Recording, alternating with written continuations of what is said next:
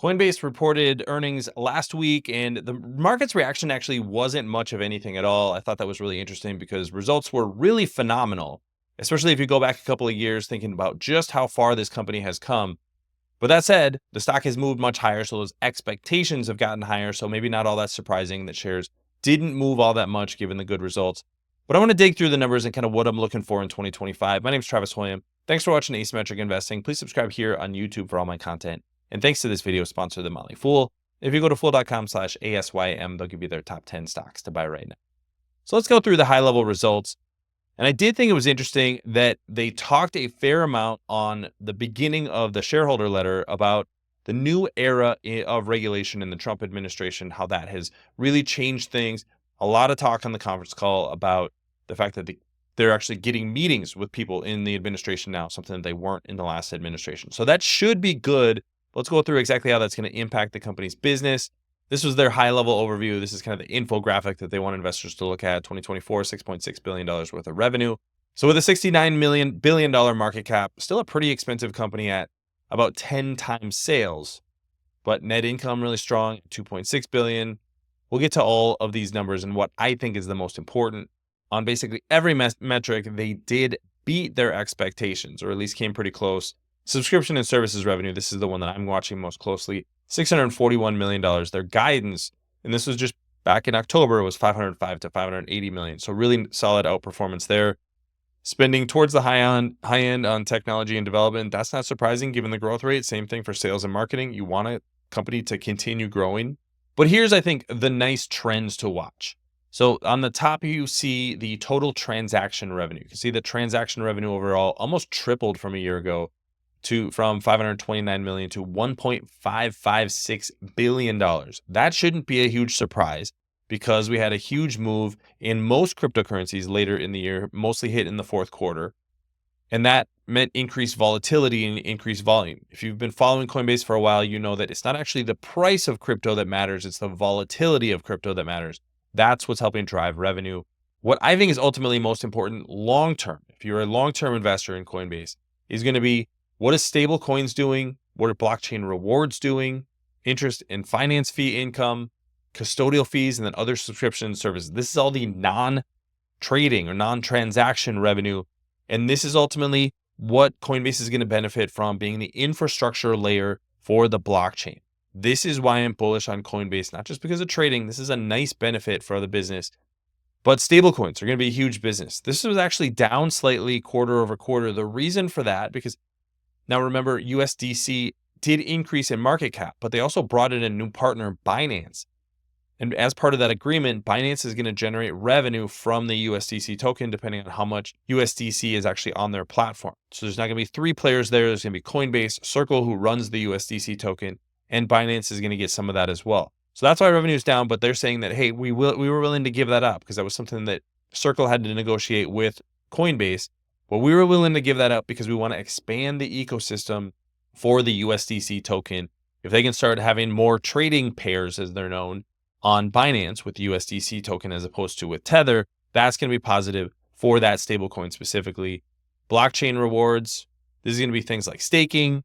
In here, you're also going to have revenue from the base blockchain, so that continues to do really well. But overall, revenue didn't quite double, but up nicely to $641.1 million. And this is the exact kind of momentum that I want to see. Now, here's that market capitalization and volatility that we talked about.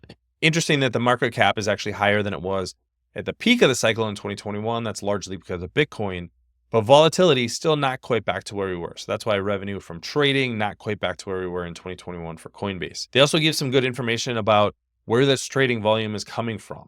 You can see most of their fees come from consumers, and that was a huge jump in trading in Q4 in particular that almost tripled just sequentially. Bitcoin continues to lose some of its momentum as the main trading source. You go back a couple of years and this was over 50% of revenue. Now you have other crypto assets, so other tokens that are nearly 50% of revenue. That's a big change. Ethereum has kind of fallen off the map. Solana and XRP, this is interesting, are actually showing up as a couple of the main ones being traded. XRP has been extremely hot in 2024, late in 2024 in particular, so no surprising to see that there.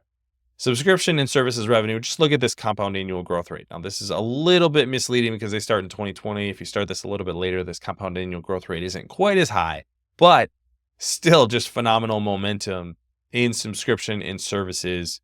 And like I said, this is where you want to see the business being built, because this is where they're going to have a benefit if we start to have tokenized securities and all kinds of other stuff that could be possible on the blockchain. I also like to go through this cash walk. They had $9.3 billion worth of cash at the end of the quarter. So you got that increase in USDC. So you have that cash flow operating US dollars or operating cash flow. They made some investments in the quarter. Nothing real big here. And this was prime financing, USDC loaned out. So overall, you're going to grow almost $1 billion in cash from the end of the third quarter to the end of the fourth quarter. Just phenomenal results. Thanks to our friends at The Motley Fool for sponsoring this video. Visit fool.com/ASYM for the top 10 stocks to buy right now. Now, I think ultimately the biggest reason to be excited about Coinbase is not necessarily exactly what they're doing today. It's what they could be doing in the future. So Brian Armstrong, the CEO and founder, talked about this a little bit on the conference call. They're moving forward in at least having discussions about how do you tokenize securities? How do you move stock trading onto the blockchain or bond trading onto the blockchain? How could you tokenize a private company? These are all things that are relatively novel and only available with technology like the blockchain. This is the updating the financial system that he has talked about. There's also more and more adoption of stablecoins, which is going to be a much more efficient way to move money from point A to point B than things like wire transfers or credit cards or debit cards. That's starting to be adopted more and more. But again, setting those rules, building the infrastructure takes a long time. So all these things are moving in the right direction. That's going to open up potentially many multi-billion-dollar markets to Coinbase, but it will take many years for this to play out. So this is why I'm keeping an eye on those subscription and services numbers, because I think that's ultimately going to tell us how the company is doing in becoming the infrastructure company for the future of finance. They also made some interesting comments about potentially being able to acquire companies again. Now that Coinbase is in this leadership position, they have a big balance sheet with nearly $10 billion worth of cash. Could they buy companies that they could just bolt in to add the services and products that they want to have? That's an interesting spot for them to be in, especially when there's not many public companies with the cash to be able to do that. So does that give them a little bit more of a differentiation in the market? We'll see how that plays out. But I like where Coinbase is today. I love Brian Armstrong's leadership. He just has a very clear vision of where the company is going in the future. Expect volatility in the future. That's one thing that we have come to expect in the crypto market. But I think that will continue. If there is some sort of downturn, that's when I would like to buy more shares of Coinbase at 10 times sales.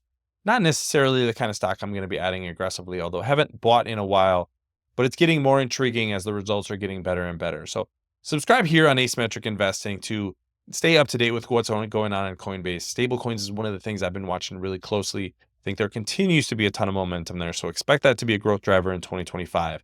But let me know what you think of the results and the market's kind of non-reaction to Coinbase's earnings. Leave your comments in the comment section below. Don't forget to subscribe to Asymmetric Investing. Thanks for watching, everybody. See you here next time.